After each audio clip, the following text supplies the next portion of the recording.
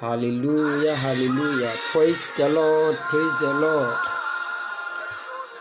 Animonyam ka yenerade nyankopon a ene wahu ye mobo na wode ye nkwa ache yen. Ene masan aba wakwan mu. Ha me pese me no edi nkomo kakra. Na ansa na no me pese ba bia wo bia woni mbe ya akoma kro ne ya bompa ye gya ye nkra nipadua hwo nyamensa. Nyasire nyamese nyame ankasa medi hene ewo ye nkomudie mu.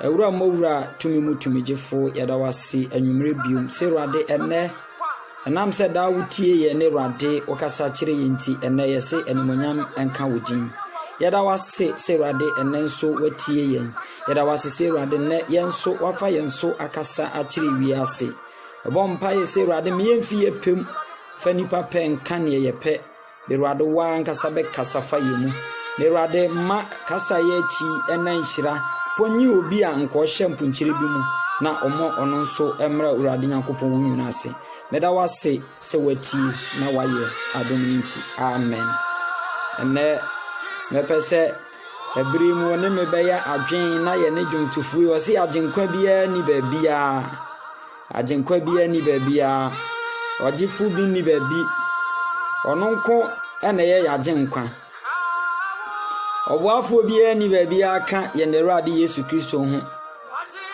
timepese bre kakra mu me no de badwen nyame dwoma ayo ti ho ose ogifu bi ni babia agenkwa bi ni babia obuafo bia ni babia odumfu bi ni babia je Awurade Yesu Kristo nkumu enti se ye wo bi ho asemoka ye wo bi ho adanse edi a na eye nipa baako ono ane ogefo na ene anwumre oba betie me no mienu no ono ne boafo na ene anwumre oba be kasa me no akire me no mienu no na ene anwumre asema me no be eche no matodin se ana topic a ebesa me no mienu ya dwen ho no topic no matodin se aduane nti akristofuo dodo no ayi Yesu ama aduane nti sika nti Akristofo ayi ye nyankopon ama sika enti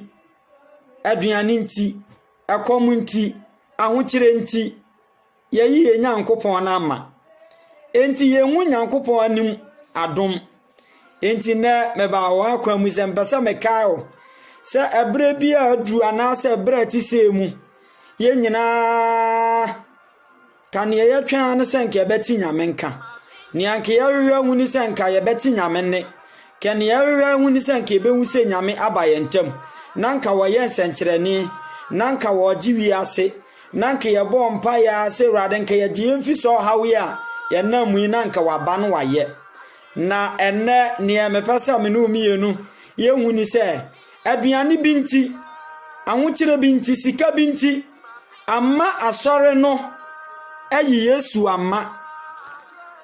Because of food or money, the church has betrayed their God. Adriane anasika binti asore no ayi nyankopon na obeboa ye na ama. Ade enti na meka sa ansha ase wo ye brisonko. Ehya ase wo Judas moso, sha ase wo nkrofo bia mpo akristofo a edi kan no so. Oya kwanya Judas afa so yi Yesu ma ya wodwen ho ante ase sikanti Judas yi Yesu ma na me kama asema me asisu se enebremu a Kristofo ayaba no yen yete se Judas sorry we nya some distraction ti sorry ti wa o hwa me a me line the post so ye me sorry distraction kakraba mu enti sane na meka no meka amiate ase se aduane ana sika binti ama enne yehu nyankopon animonyam yehu nyame dom e wa asore no mu nyame ya ni mpa ayera fi asore no ama yenti nyame nka ana anu sika nti Judas eyi Yesu Kristo man ebi aduane binti obi su ton mpani nie aduane nti ama iso aton no so nani monyam na asore na ton nani monyam enam sika nti asɔre no aton Ewurade Nyankopɔn ama menim ba bi aton Nyankopɔn akɔ yaton Nyankopɔn ne yi Nyankopɔn ama edu ba bi a wɔsanke yehu Nyankopɔn na yɛte nyame ne no saa bre ni du a yehu nyame bio saa bre ni du a ɛbɔ mpa ya yenya anu yie enti ana mete wa na medwen ho na mbisa sɛ adenti na Ewurade yehu adenti ne yɛfra wo Ewurade ayɛ sɛ wumie waso entie yenye sufrɛ me ne wo aka kosi sɛ hwɛ yare ba ye ebre kakra mu nyame ma ye nyina ya bɔ mpa ye ya kasa bebre abisa nyame awɔ kwan bebre so nanso ebesi sese yɛnti nyame ne yare no kuma na da so kum sɛ ya na da so sɛ nipa enti medwen wa na mehwɛ sɛ edu bre bi ana bosome bi mu a etwa mu sa wokɔ Miami kuro ana me man so Ghana na asɔfo a aba na ade a wani di akire ne fashion wɔtɔn Nyankopɔn ni monyam wɔtɔn Nyankopɔn ni monyam akɔgye hu sika sɛnea Judas tɔn Yesu kɔgye sika no enne Kristo asɔre ana asɔre ni mu bi ana asɔfo ni bi ana nyame ma ni bi yatɔn Ewurade Nyankopɔn ni monyam ene ye de akɔgye sika enti ebra du senke ye nya Nyankopɔn ni mu adom no saa ebra ni du ye Nyankopɔn so ni ye ntem enti ana me ba sa me pesa me kai wo se ye be kai ye hu ba bia ye fiti wi ase na ya sa kire adwen se Kristo asɔre ni ya san akɔ Ewurade Nyankopɔn ni mu asere Ewurade se Ewurade ya fom nampo aforebochi ana abubuo no ya san akɔ pa ene nke Ewurade be san ba na safo mu na obemma ensankyerani bi asi enti enne mesi adenti ena yenti nyame ne ade a emianti nyame ne sese ne se mesi asɔre no aton ye nyame ana ye Nyankopɔn na ma ene ye de na agi sika asɔre na yi Nyankopɔn ama ene ye de na agi aduane bi asɔre no aton Nyankopɔn wo hwɛ eniema bi a ana nka nkyerɛkyerɛ bi a wasa asɔre ne kyerɛkyerɛ na nka dwensa kyerɛ nsɛm bi a na nka wasa asɔre ne di akyire no asɔre ne gyae ne nyina ana fe niema wɔka nyina ena yiedie ena niema ya hwehwɛ ewo wiase mu a yebewu agya hɔ ena na asɔre ne nyina adwen akɔkɔdi akyire ne ye nyina ye refi ya adwen kɔdi ewiase niema akyi ya adwen kɔdi esika ne aduane a ebedi akyi no ama ye Nyankopɔn wafi yentem enti afre nyame a yente ne nka menka wo se anya ya bre sunko ena sa de yisi nanu Israelfo ebre bi du ya wo yi Nyankopɔn man afe aduane ana ekom ne ahokyere bi a wo wura mu nti wokofa nyame foforo eka ho ana fe Jezebel a wo be ware sa aman mu sa bre mu be ware Ahab nia ekosi ya ne se wode wonyame enam se Jezebel no se Israelfo ne bedi won enyame na ti a wo be ani adinti Israelfo ni ja wonyame enanu woboa won enanu a woje won fi Misrim no woja sa nyame na ti afa kodi abosomachi afa wani amesi ye afa du ba bi Israelfo anti nyame nka okay First Kings na hasa ni mama head na me di quotations no dodo na to enti okay First Kings 18 na wo hwe ehwo na ebesi na from one na eba no ubehu ni kwanya efa so a Jezebel asori ti Nyankopɔn asori enam se na Nyankopɔn man ayi Nyankopɔn ama enam se Nyankopɔn eman niema no wo hwehwe nti ema wo refi Nyankopɔn ema afe wokodi nyame foforo achi na ebra so se na nka wo beti nyame nka no na nyame so afiri wontam na nyame fi wontam nti ema wo behu amane nyame fi wontam nti ema niema seye nyame fi wontam nti empo na aduane a wo benya na abɔwan nyame fi wantam nti na wonyamwa nyina mpo nya aduane ni nyame fi wantam nti ensuo kura ntimi ntɔ saa wɔ man mu nyame fi wantam nti na fe wawura ho kyerɛ kasiye mu wɔfrɛ nyame a bibia nsi wɔfrɛ wonyame frɛ ne frɛ na bibia nsi adenti na nka adeɛ sɛ nyame man Israel ɛde akra ne ba mutimu sɛ munja munyame na ti enkodi ba akomfo achi enhu nanso nyame man Israel ejai Nyankopɔn achi di ekodi ba konfo achi na wene ede bra won ba konfo de wonwura ha mu ade wonwura amane mu na bredu ya no wo hwehwe nyame no esanse waton wo nyame esanse wayi wo nyame amanti wo fre nyame ano wonte ne nka biom enti saa die ni bi na asi wo ya bre yi mu Sabre yi bia si waya bremu na me pasa me kaya Christopher say momia sorry ni enwu ni say we have betrayed our God ya yi Nyankopon na ma ya ton ye Nyankopon na kwaji wi ase niema ya di Nyankopon na to baabi e de na kwaji sika bi de na kwaji aduane bi akwam nti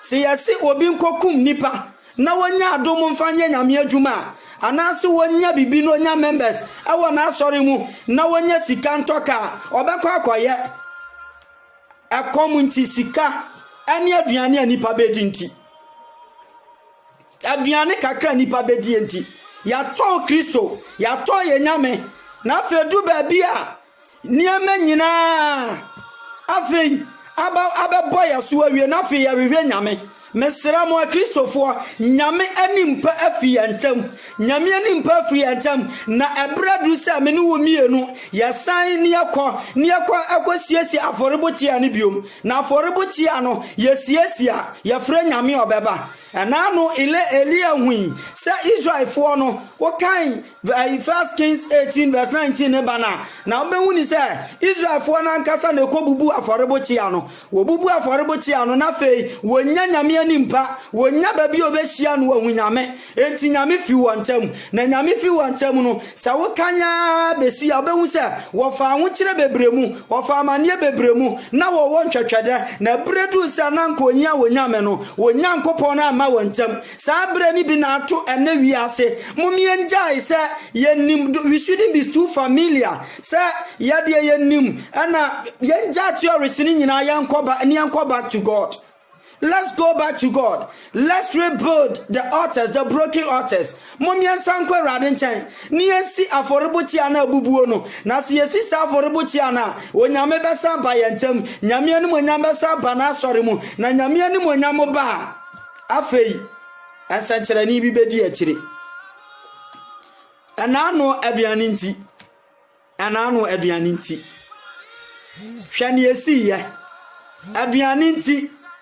Nipa bi te se Judas etimi yi Yesu Kristo a one na nante brebebre a wonim ne Yesu ni tumi ye oyi ni man oyi Yesu man enti meka enya de foforo e wa asore no Judas no ya apostle enti no emiya ma a titles a yenya no nipa kretia ma ne ho no ye ma no hunahuna ya me yanka se asamasi de wo hwa title da ne so a anasofo we de title da ne so no emma ono no niema bi wo ntumi nya me si Judas no ya apostle anso aduane nti anso sika nti oyi Yesu Kristo man ane Kristofo aton wonyame Kristofo ayi wonyame ama ba konfo timi gina social media tena social media so keka nsam basa se munyame ne wo he Kristofo nyame ne wo he asida ya teda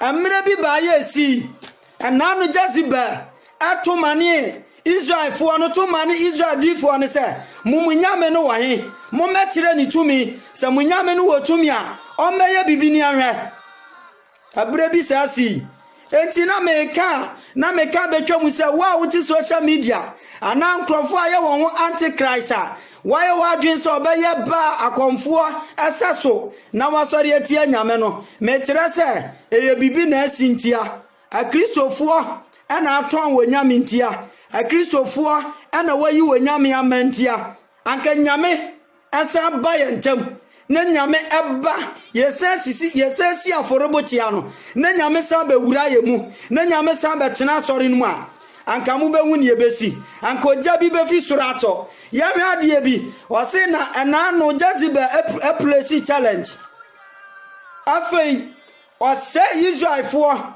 ma wo wura ba bi ananka ne so wo wura hwane esi ye afei adifo nyina wo kum won nyame nkrofo nyina ya pam won nyame nkrofo nyina ayera fi omanim onyankopon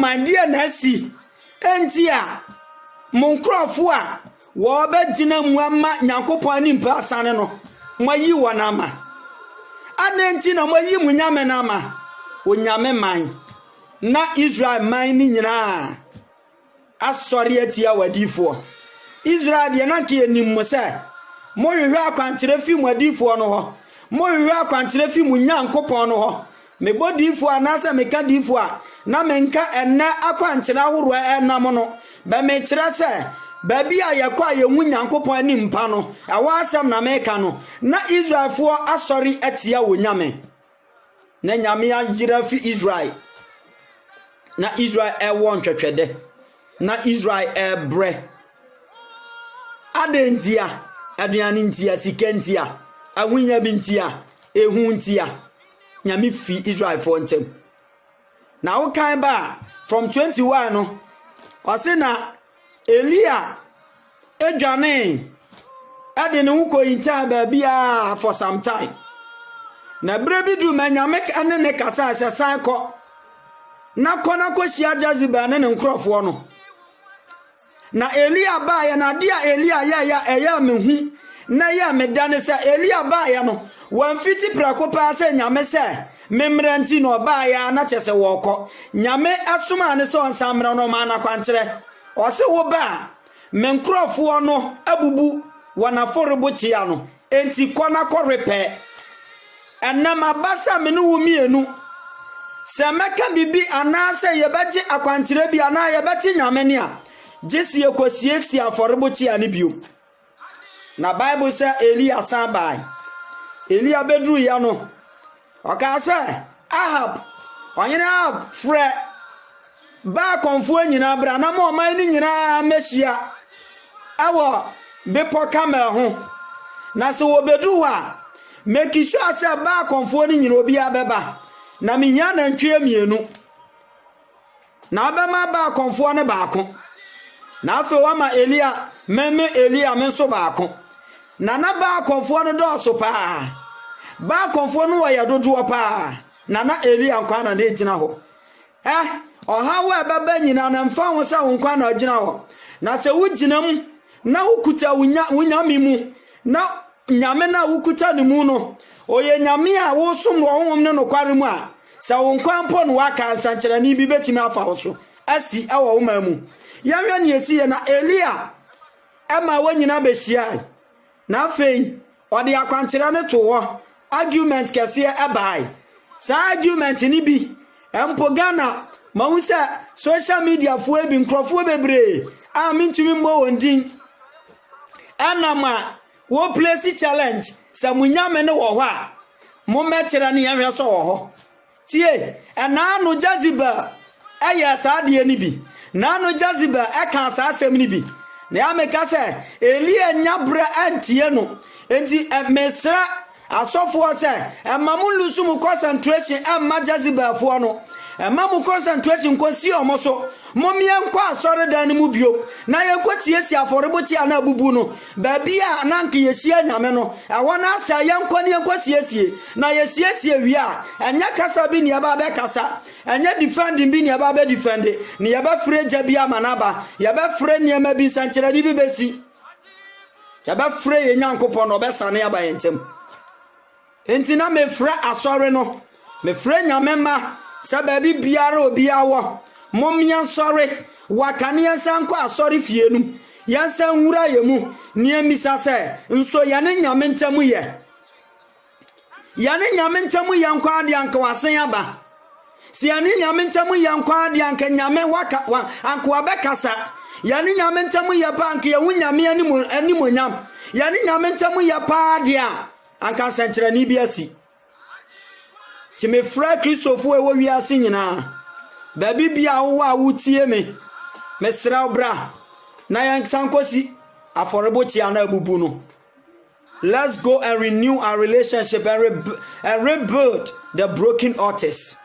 Bra na yani erade ntam yenkosiesie yani nyame ntam se wona papa wo problem na se wontimi nkofi a wonyina bonte entie nkrofo sama waka afa issue no ho baro pe kwan abafa so na wako back to fie na ono papa makwa akosiesie mu asem na watimanya asumdwe akofie enti mesra se abre we nya for argument abre we nya abra ye gina ho egina social media channel bi so na fe ye yi nkrofo bi a se wo common sense ye yi wonano abre we ye bra me no mienu awase ye san kwa aforobochia na abubu no ho ye san kwa aforobochia na abubu a amawrade ni mpa yira ama nipa bi atimi di Kristo ana di Kristo som ebu animtia wakeka nsemensa fatafa Kristo ho no mepesa asore ne sore ni yesa akọ ni esiesi aforobochia no ni yesa nwu Awurade ani monyam biom na Awurade ani monyam sane a Awurade dom sane a Awurade sa bana safo mu a ensankyerani bi besi Bible say na Elia ama akonfo ne nantwie baako ono so fa baako na akonfo ne bekome ya ni awobeye wokom ya du baabi na fei wonwu sankyerani bia Elia sa monyere mo ho na wodi won ho fe monyere mo ho ebia na munyame nada ebia na okọ baabi monyere mo ho na Bible say wokom ya kosi se ade ebesa na sabrenu na Elia so eba mu na Elia ba mu no aka se mumra mumomprime na fei monkan Israel busuakuo no dumienu no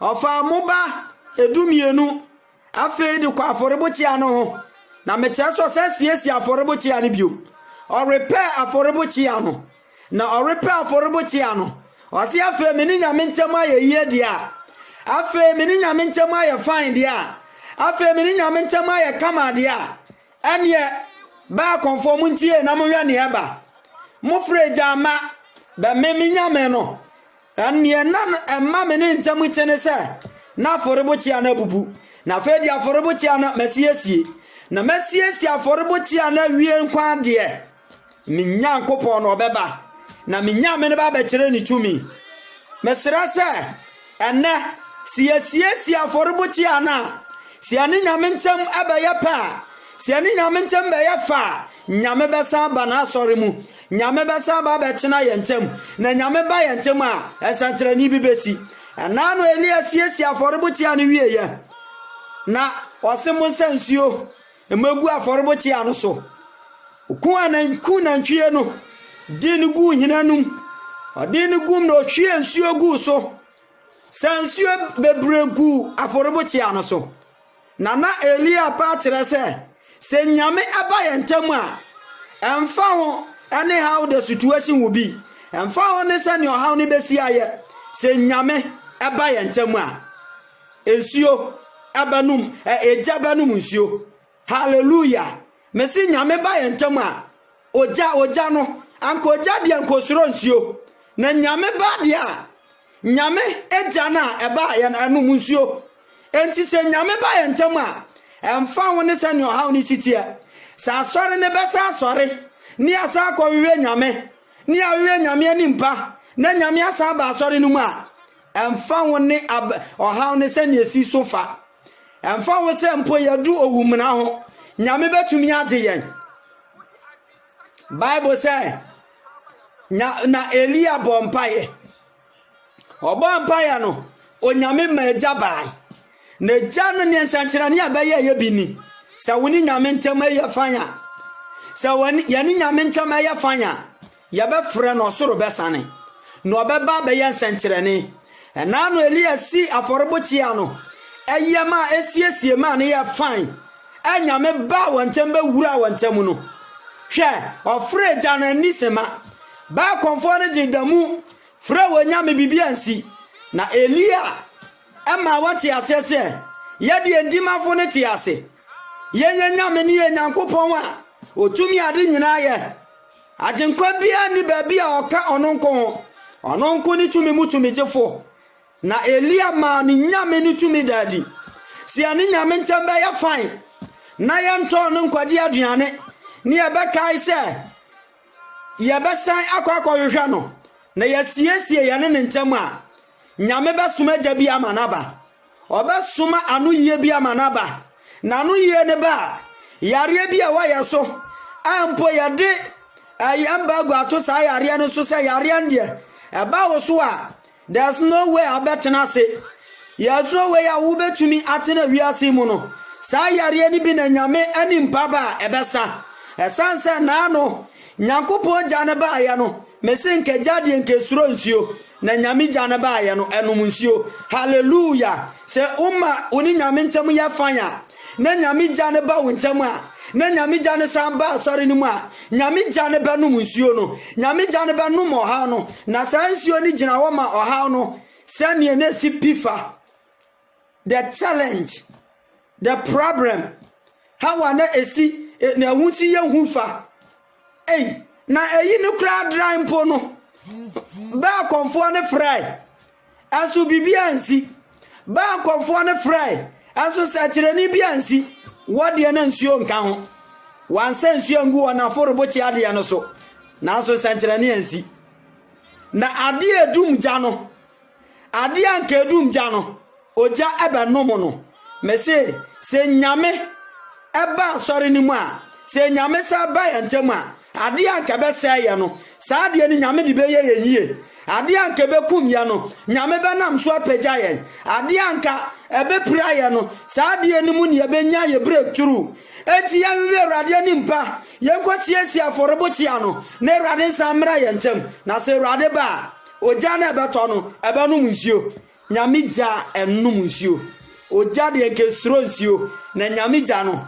eba ye no Bible say na chafri nsuo ni nyina empo mocha nyina wa hye ni nyina hallelujah God the God type of fire could swallow water the God type of fire hallelujah enti ya Christopher baby biara ya wo ya hu Judas generation me frasa generation say Judas generation yamfa ho se yabeton Yesu Kristo akwaje sempoa Judas oton Yesu kwaje sempoa oton Yesu Kristo wankai se Yesu ama ni bibidi wankai enkyerɛkyerɛ ahoro a wɔtena ne nase etie ye apostle muya koton Yesu Kristo aje sempoa enti nyame wanwa se difo ahoro asofo mpanifo ahoro se basika asemu asori mu a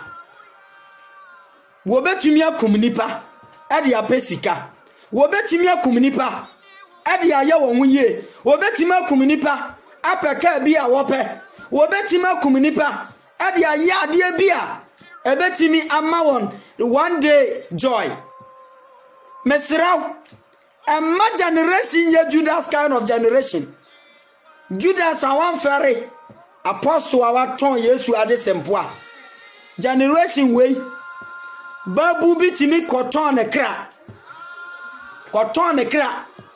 ade jisika babu bi anasa sofo bi timi ko wura bia ya nke ne sa sofo wura in the name of the pesika or the pedin wakoton nyame afe yadubra ya wie nyame ani monyama ye hunu adentia asore no aton nyame asore na yi nyame ama God has left the church.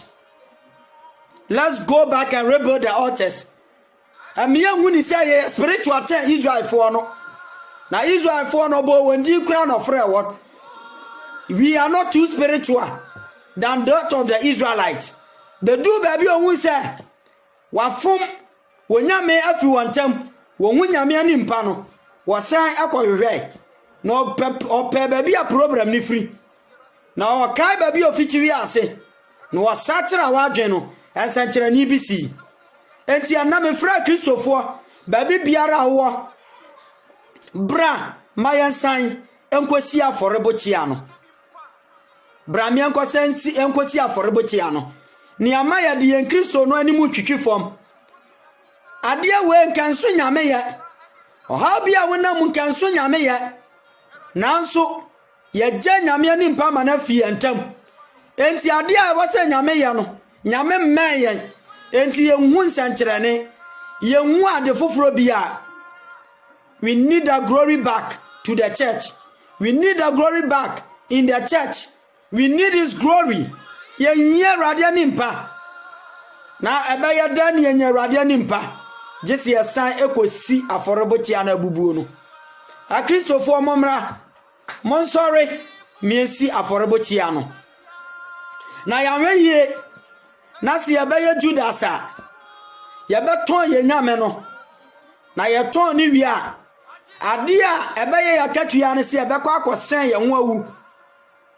Ohwe yare ba ye bi aman ni bi so empanifu abi ekunkum wo ho esanse nyame ni mpa yira enti wo pa no ye bi ama problem bi na wonya na fe akase wo besen wo ho akonfo akase wo be kunkum wo ho akase wo besen wo ho mesra wa nwumre mabawa kwa musa mpasa meka wo se momra me ensanko na yankonko siesi aforebochi ano aforebochi ana abubuo no sie ko siesia sie ko repair the altars of God's presence will come back to his church. And when the presence of God come back, when the presence of God return to the church, fire will be seen in the church of God. That fire that fall on Mount Carmel will then fall again.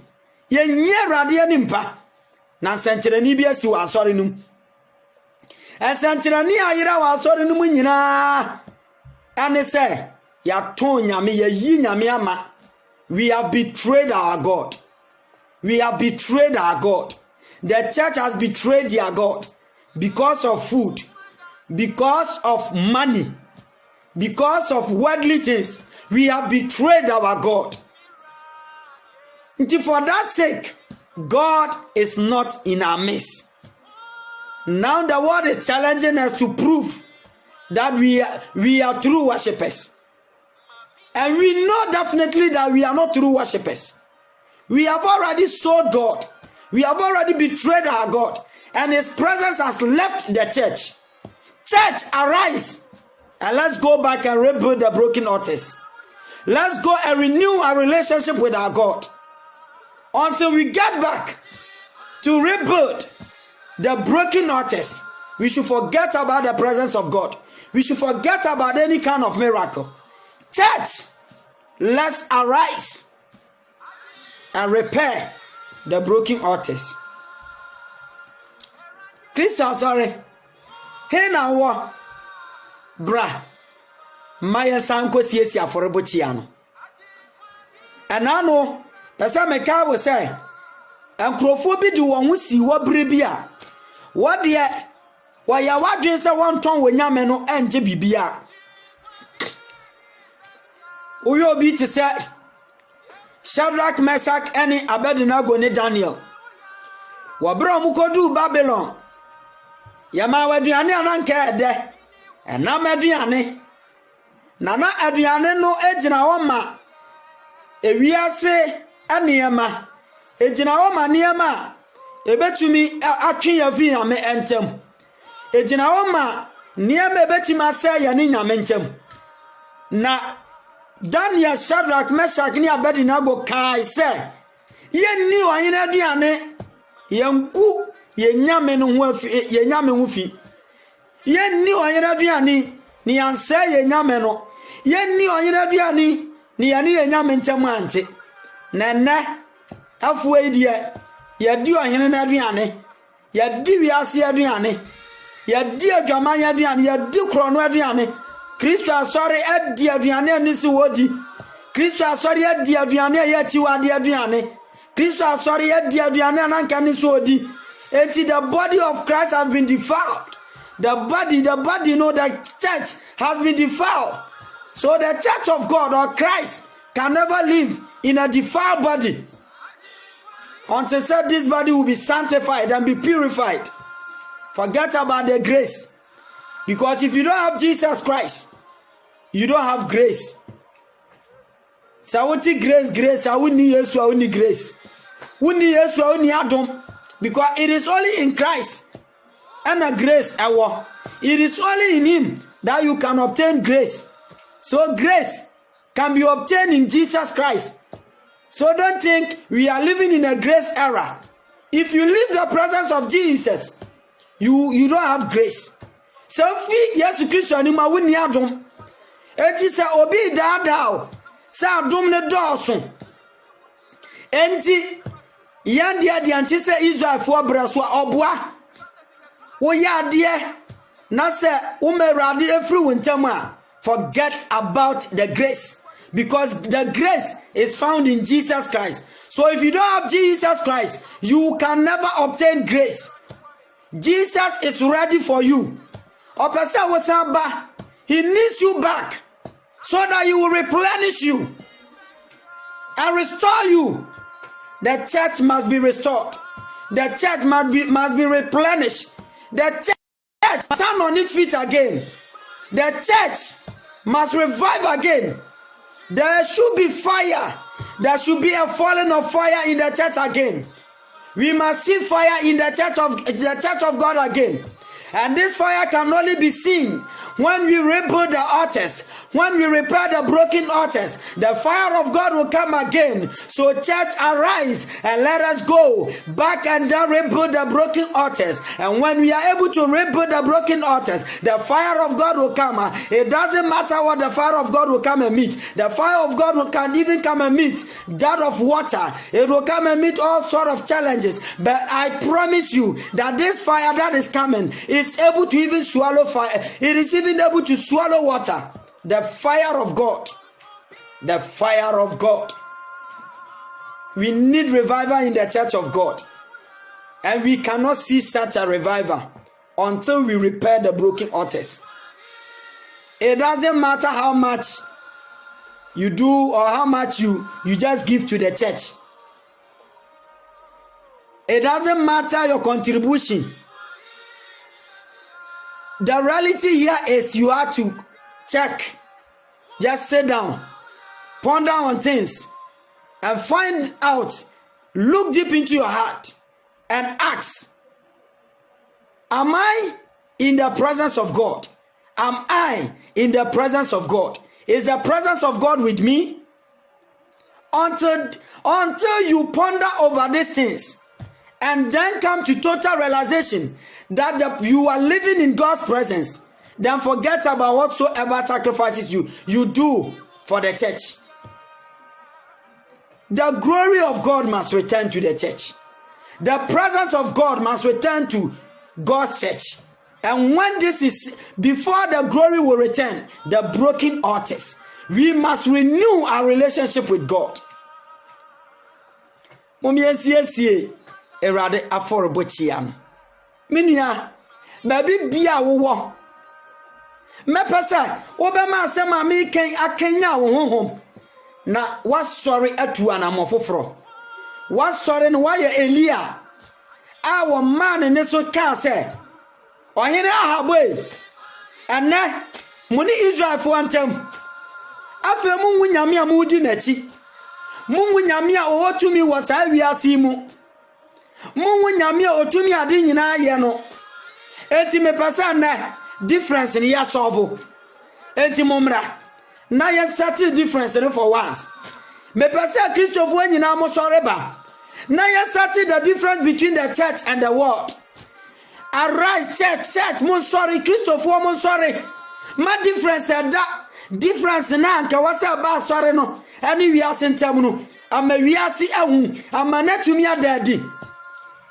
Ewiasefo odwane asie akristofo odwane asie ewiasefo ewo ntwatwade akristofo ewe ntwatwade adien ani yaso ye betumi aye mese wosi aforobotia ne wie ye no nyame gya na eba ye no mese nkeja eja de nkesuro nsuo oja nkasa esuro nsuo na se nyame gya na eba ye no ejana nanu Elia frama ne ba enumunsio se nyame ene yentem eyafanya ejana ebeba yentem no ebenumunsio ebenum whatever situation ebenum challenges aworo ensuo ne yedidumja basa abre ne de Bible say wosi aforbotia ne wieye no Elia se munsansuo engu aforbotia no so wasa niedi kan woko mienu akọ no prensa so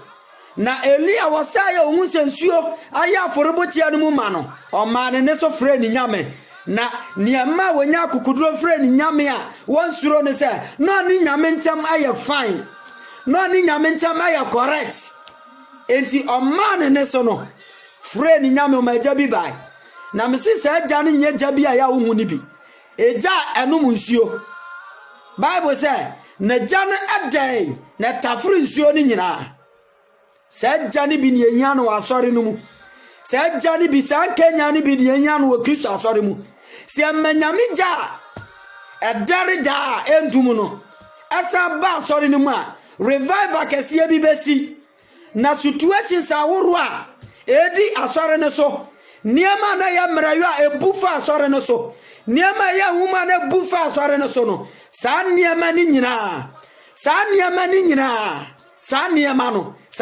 no sɛ gya ne ba ebɛhyew ni nyina eja enum nsio ɛyɛ me dadodo sɛ nyame asɔre ɛsɛ asɔre si ne nan so na yɛsɛ gyina yɛ nan so na nyame ɛba yɛ ntam a ɔbɛma yɛgya ebedi niema nyina so bɛma yɛgya ɛdareda enum sɛ gya no ɛbɛdare na tu nsuo a ensuo egyina wo ma challenges ensuo ankasa no wo kan fi Genesis eba nyina sɛ ade bi a na Nyankopɔn ɛkafa nsuo ehu nyina no egyina wo ma situations egyina wo ma ɔhawa ahoroɔ enti nsuo no egyina wo ma Israel haw egyina wo ma Israel nkwada na egyina wo ma amania no wonam mu egyina wo ma niema no wontumi endi so na nyame gya na ba ya no ebennom sansuo no hallelujah Kristo asɔre mon sɔre na moma yema Yesu di no so na wadi nkonim anyomtofoɔ ato dwum so ɔse moma Yesu di no so na wadi nkonim moma Yesu di no so na wadi nkonim Kristo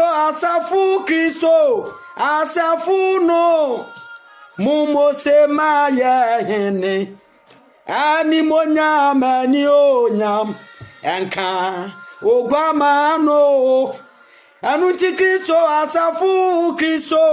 asafu no mumo se ma ye hene ani monya mani onyam enka ogwama no se Yesu Kristo asɔre se nyame asɔre basɔre na makasa ni monyam nka ogwama no na nka ya frɛ Awurade ba asɔre nim na Awurade ni monyam asan ba na yesiesie ye ni nyame ntam a nsankyerɛ ni bi besi Yesu ba ya awanwa adwuma nsankyerɛ ni bepue Yesu ba ya awanwa adwuma na ensenkyerɛni ebepue Yesu baya obaya awanwa adwuma ensenkyerɛni bepue Yesu baya ensenkyerɛni sɛ yɛne Yesu ntam yɛ fanya ɔba ɔbɛyɛ ensenkyerɛni basabasa obɛwura baabi a yɛnka so ɔnwura obɛwura mu awura kosi sɛ ɔbɛma wiase yɛ complete Obeba dije asa ba wiase obemo age asa ba wiase enano na Israel ensuo gya ito na Elia ya nsenkyerani ni wie ya no ka kire ohene Ahab se kona kodidi nanom na Awurade be man sukase ato se ye ne Awurade ntamu san ya fanya ye ne Awurade ntamu ya fan bioma yei yensuo abasan yato senna ya ne Awurade ntamu nyafa ntina pe asiwa ya brabo mu ya ni nyame ntamu tete ya pesi Kristo sumu epe mesi pesi Kristo sumu adom wo pe asiwo Kristo sumu adom eho pe me ba tie ni ye adom wo pe asiwo Kristo sumu enti Kristo sumu aya dry hwase beko nka kiyeshia mu ni abonya media anka sankyerani si na mo amupie sa kwaya evangelism mu be pie modrams ne mu nkonwa mode akomo sa de kwasa de ba wo be ko bibia ya dry. The presence of God has left the church. Church, arise. See, I'm a difference. I'm my enemy. I sent him. Ye mutumi awe ye radi Yesu Kristo ni mu. Ba me pasa me ka wo say. Ye ne radi Yesu Kristo ni tumi so. Na ni tumi buru tumi nyina so. Enti ya metena wona me hu say. Ankrofo bi ada wo ho ba akonfo e wo sa bri so. Aka setia ye nya me na ya me ya. Na ya me mremu omo. Mi bremu asore no. Ya ton nya me dia pesika. Ya ton nya me dia gi aduane bi adi. Adani ya ho se iso sasofo ya wujuda sasofo adenti ni antimi nya Daniel ne Shadrach ne Abednego wo breso se ya de ndi ohena duane no ni yankogu ya hufi ni ene ye nya mentam antete ana odi sika akoma sofo obi a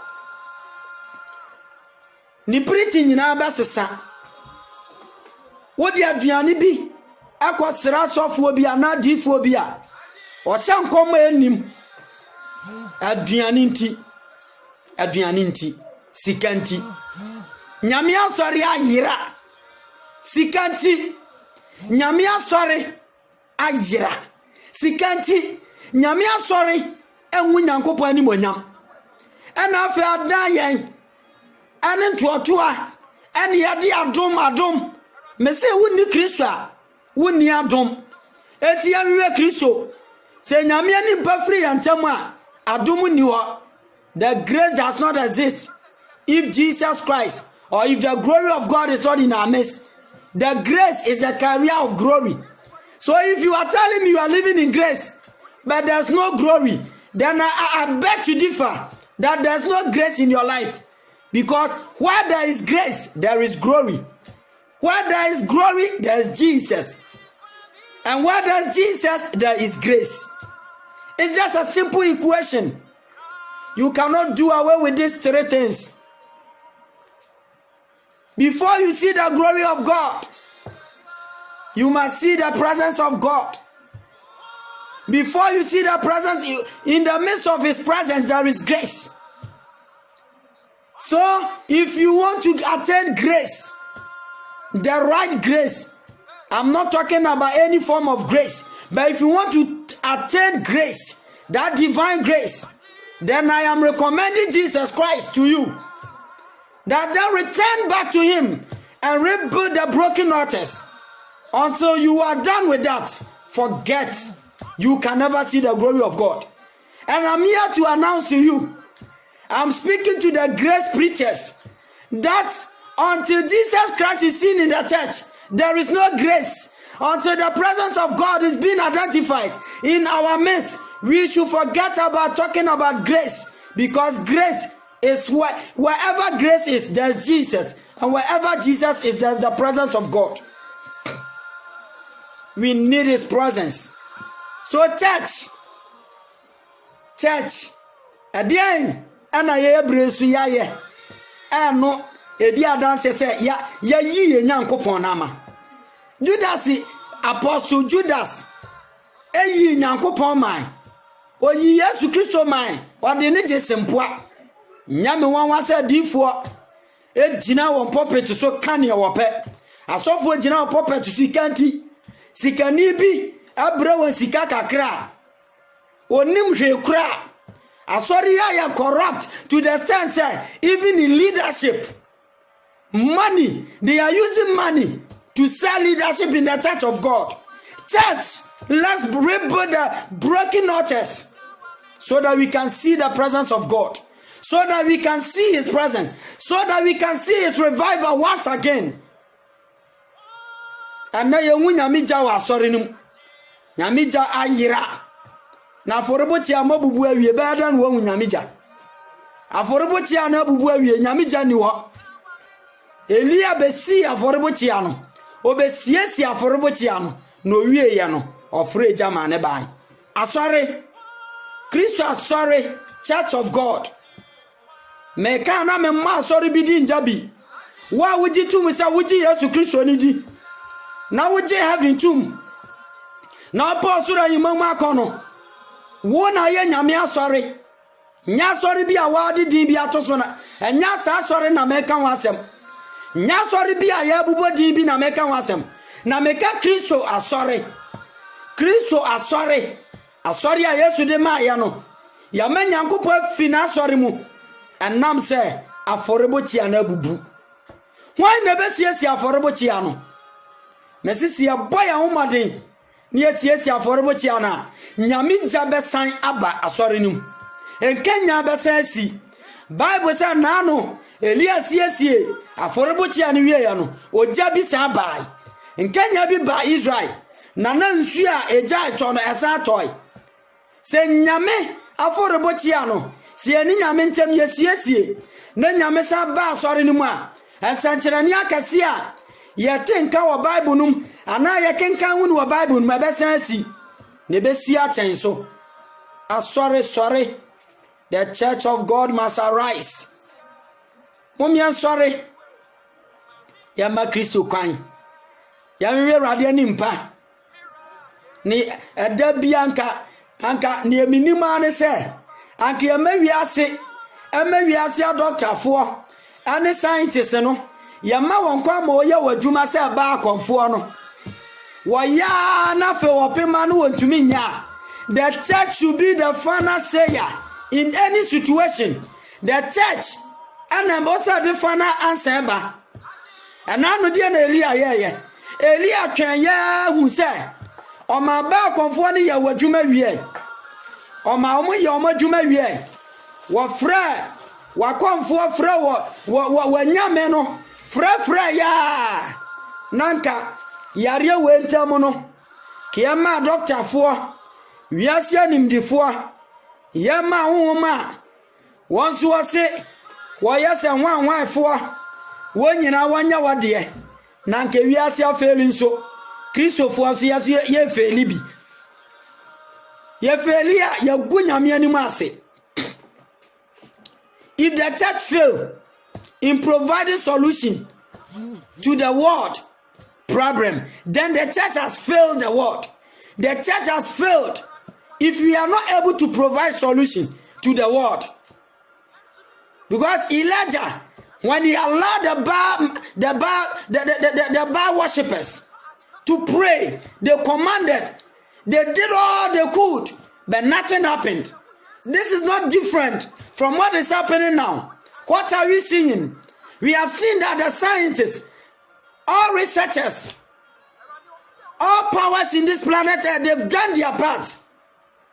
They are not able to bring any solution. The church, are we also joining them? Are we also failing Christ?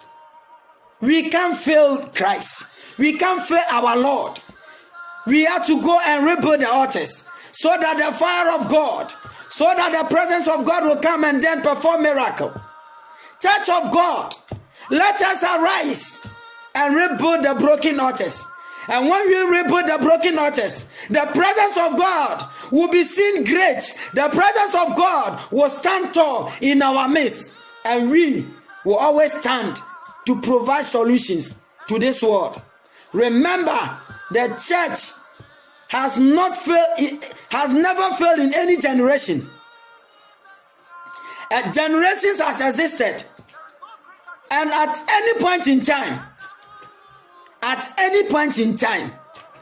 when everything failed, when all principles and everything fail them, they will go back and restore the church, and the church always stand tall.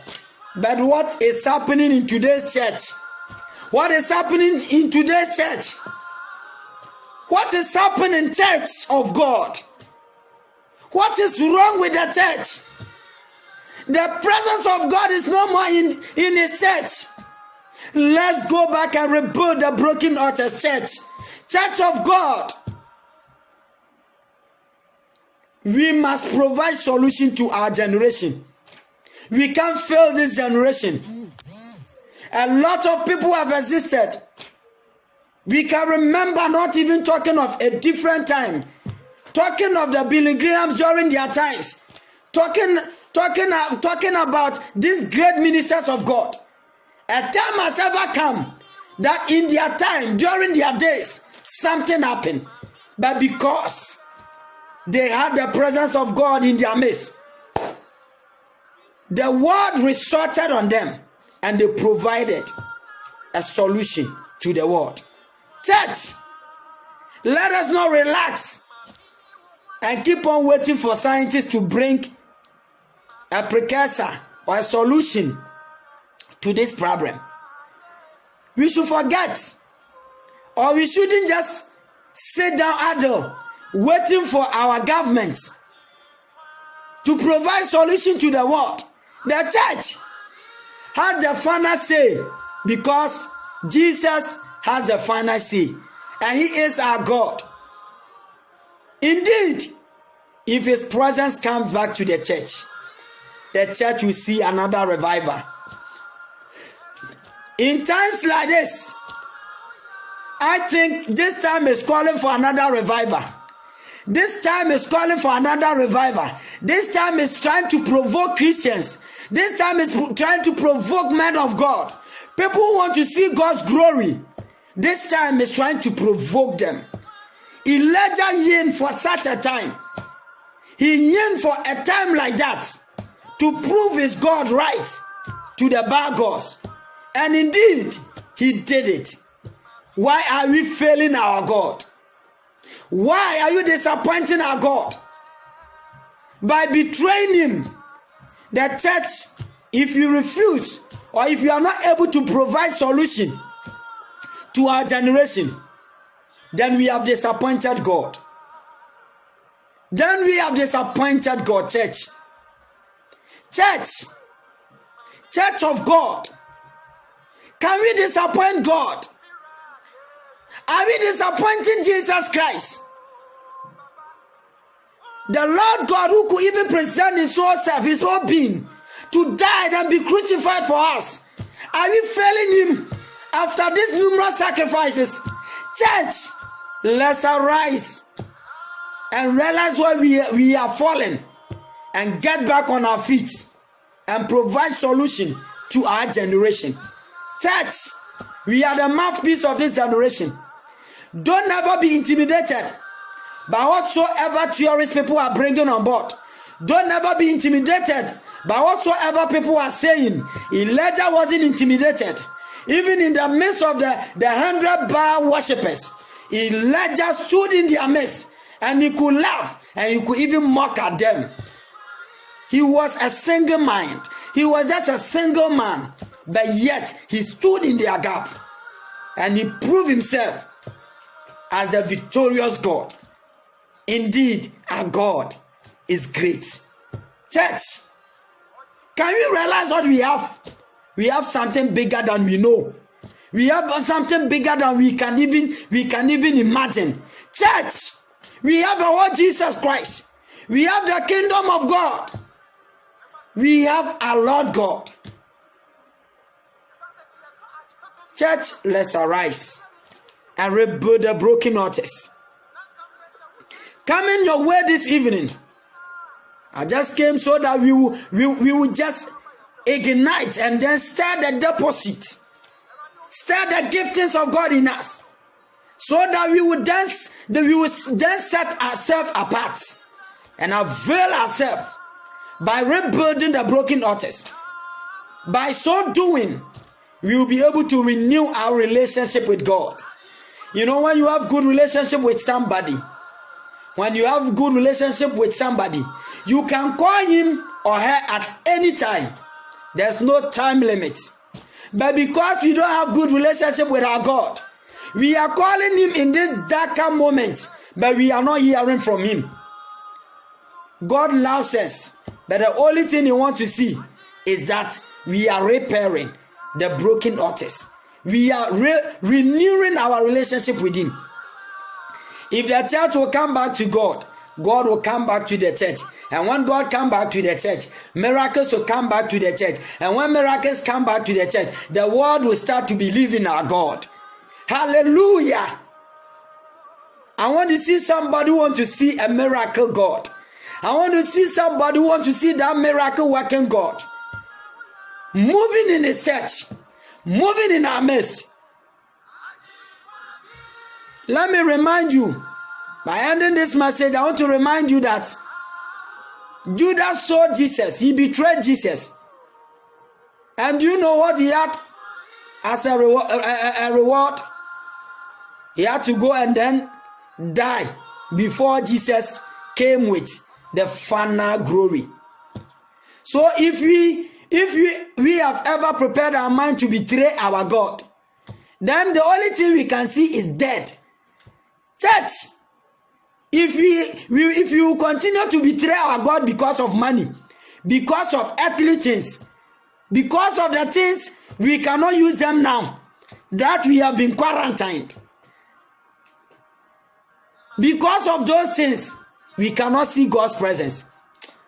I've come your way this evening to challenge you that at this moment, at this time, just check the altars and rebuild the altars to renew your relationship with God. By so doing, we will see God in our midst again. May this God who have prepared to come back to His church be your God. May the God who came during the days of Elijah and presented fire to swallow even water. Remember that God's type of fire could swallow water. When God's fire is set ablaze in you, no situation will be able to conquer you. The fire of God will consume all situations. The fire of God will consume all challenges. The fire of God will eradicate all challenges in this planet Earth. Church, I am reminding you that we are the final sayers in this situation.